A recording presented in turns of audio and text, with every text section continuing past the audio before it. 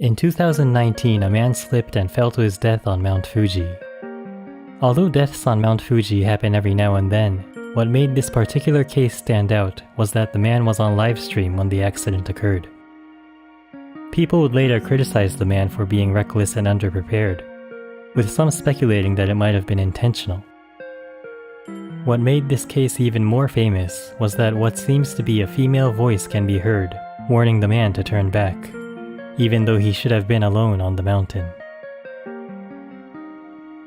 Tetsu Shiohara, a 47-year-old man, had been trying for over a decade to become a lawyer, but could never pass the bar exam. Currently unemployed, he had recently recovered from stage 4 cancer, and was now living alone in a one-room apartment somewhere in the corner of Tokyo. Shiohara would often livestream on the popular Japanese video platform Nico Videos. He wasn't a popular streamer by any measure, usually getting only a handful of viewers, but he would often interact with what viewers he got, replying to their comments and having a conversation. On October 23, 2019, one of his viewers mentioned he would like to see the view from Mount Fuji in winter. Shiohara replied to this saying, "Nice idea. During this season Mount Fuji shouldn't be too cold. I think I might go climb it in my spare time." At this time his viewers assumed he was just joking. Mount Fuji, the tallest and most iconic mountain in Japan, is a popular hiking destination in summertime. With an elevation of around 3,800 meters, it isn't too difficult. There are many checkpoints along the main routes, and there will be hundreds of people climbing the mountain with you, making it impossible to get lost, and you will receive assistance immediately if something does go wrong. The hiking route itself is very well maintained as well, allowing you to make the climb with minimal gear. More than 200,000 people, ranging from elementary school children to senior citizens, make this climb every year. Mount Fuji in winter, however, is a totally different beast. Freezing temperatures, harsh winds. Above a certain elevation it will be like scaling a huge sheet of ice, and there will be very few people, if any, to help you if you run into trouble. You will need crampons and ice picks to prevent you from literally sliding off the mountain. Hardcore mountain climbing enthusiasts will climb Mount Fuji in winter as practice before attempting the peaks of the world's most challenging mountains. The point is, it's no place for a casual hiker. On October 28, 2019, around 10 a.m., Shiohara goes live. To his viewers' surprise, the snow-covered trails of Mount Fuji appear on their screen, far above the clouds. Initially expressing disbelief, his viewers eventually begin commenting on how beautiful it is, and how lucky they are to be able to enjoy this view few people will ever lay their eyes on. One of his viewers asked Shiohara, "Isn't it lonely up there, all alone?" To which he answered, "It doesn't bother me. I feel more alone back in Tokyo." He would keep chatting with his viewers while he made his way up Mount Fuji, while frequently commenting on how cold it was, and that the ground was slippery. This indicates he was under-equipped for the conditions. He didn't have enough insulation or clothing to keep himself warm, and he didn't have the proper shoes or crampons to dig into the ice. At around 2:30 p.m., Shiohara reached the summit.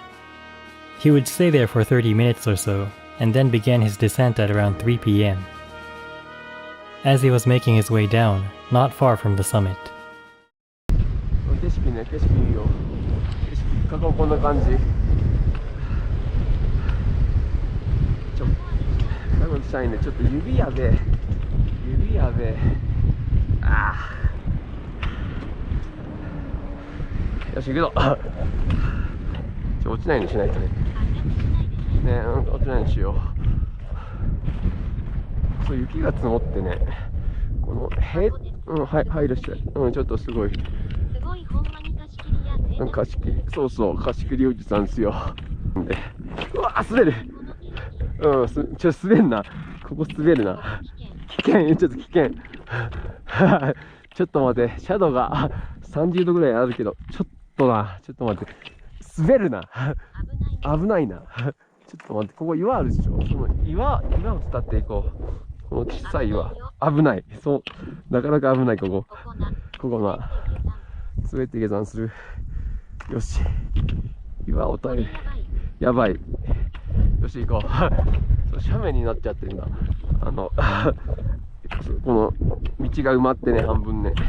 雪で。よし、行こう。池だ。道合ってんのこれ。なんか相当埋まってんだけど、雪で。よし、行こう。ここも危ないね。ちょっとね、斜面。滑る。うわ。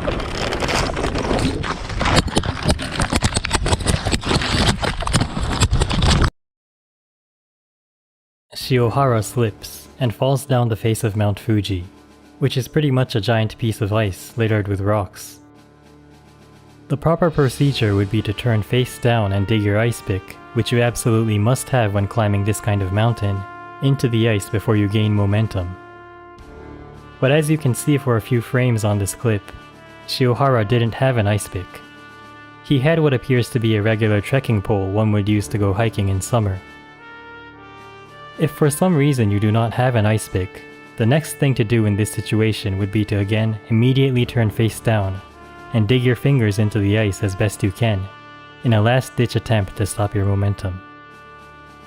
In contrast, what you do not want to do is lay face up as you would do on a playground slide or a water slide, as you will keep gaining speed if you slide on your back.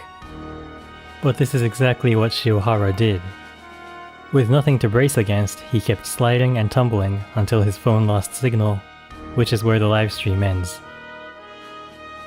One of his viewers was kind enough to alert the police, but because it was already late in the afternoon, the rescue party would have to be sent the next day.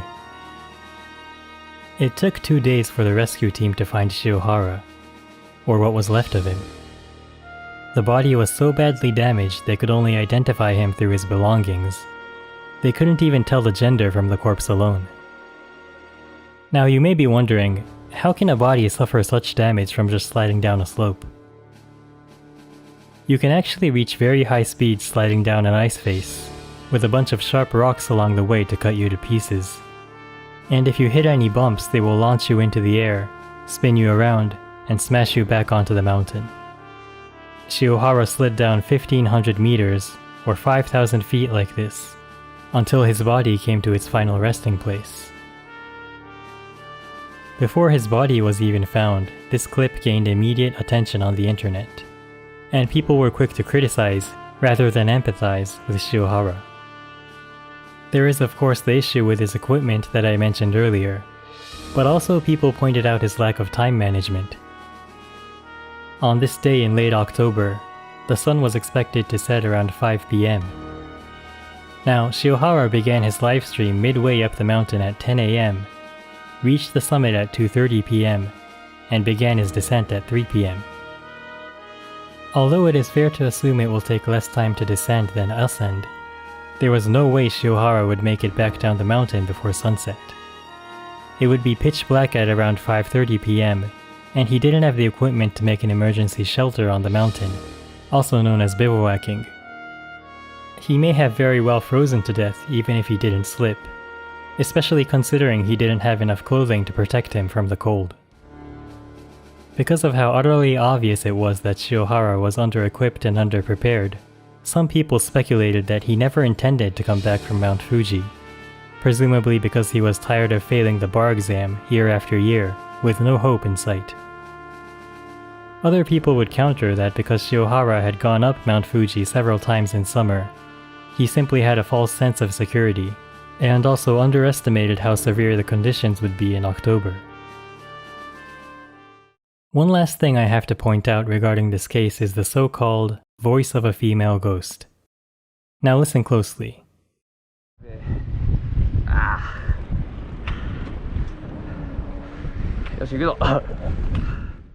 Did you hear it? I guess it may be hard to make out if you don't understand Japanese, but if you could, I believe you will be able to hear the phrase "konaide" in a female voice, moments before Shiohara falls victim to his fatal slip. This means "go away" or "don't come." and could be interpreted as some kind of spirit giving him a final warning. What do you think of the case? Was it an accident caused by Shiohara being underprepared, underestimating the mountain? Or do you think he never intended to come back from Mount Fuji in the first place? Let me know in the comments below. Thank you for watching until the end. Please like, subscribe, and turn on notifications so you don't miss the next video. I'll see you next time.